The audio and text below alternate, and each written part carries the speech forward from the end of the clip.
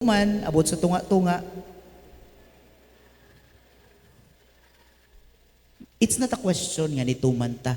Ang question is, how persistent and consistent are we? Ay sambingay. For in our gospel, mga igsoon, napunting kini kang Kristo nga gihatod ni Maria o ni Jose sila sa templo, si Jesus. Kung mga igsoon, kung atong tanawon kini, usa kini ka bertud nga gipakita nila alang nato. Kay sila tungod sa balaod ni Moises nga kinahanglan ang mga panganayng lalaki dalhon sa templo, bituman sila sa kapuputon sa Dios. Usa ka bertud niini ang pagtahod o pagtuman. Wala sila nag-ingon nga, dili mi pwedeng okay ra mi, kinahanglan exempted mi kay Ginoo gyud niya magida. Kana bitaw doon na kay authority o doon na kay gahom. Pero imo gyapon gihikling ang tanan kay mutahod sila sa balaod. Unsa may lesson ani? Unang punto, sa atong bahin, kita usahay kanang naa na bitaw tay dakong katungdanan or authority or dako kay tag power, dagan pag-power. Usahay ang tendency nato gahi tag ulo.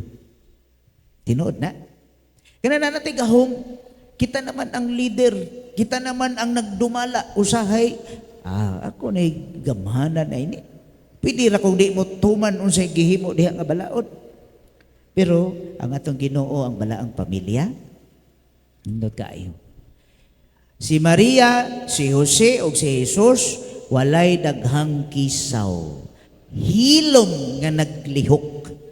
Hilom nga mituman sa kabubuton sa balaod. Mary's radiance. Kung sa'yo nakapa-radiance ni Mary, kung sa'yo nakahatag o kahayag, ang iyang pagtuman sa kabubuton. Bisan og lisod.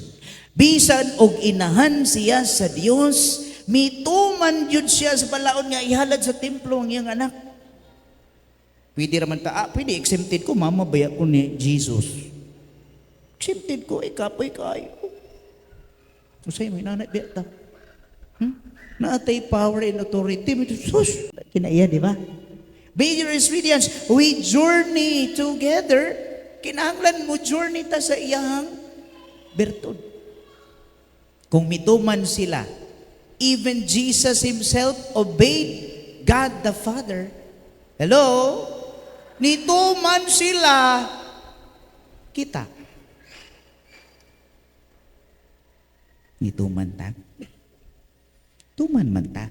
Pero ang problema na to, mutuman, abot sa tunga-tunga, it's not a question nga nituman ta. Ang question is, how persistent and consistent are we? Mga igsoon, nindot kaayo ni. Kung atong fokusan kining Theotokos, inahan sa Dios. Again, no, wala kayo ni siya mahatagi o gibugaton natong magtotoo.